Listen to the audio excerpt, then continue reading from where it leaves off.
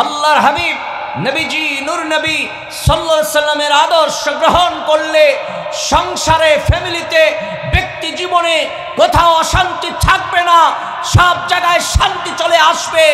একজন ব্যক্তি যদি মুহাম্মদ সাল্লাল্লাহু আলাইহি সাল্লামের আদর্শ গ্রহণ করে, এই মানুষটা বেহেশতি হবে। তার পরিবার যদি গ্রহণ করে, এই পরিবারটা শান্তির পরিবার হয়ে যাবে, ঠিক কিনা?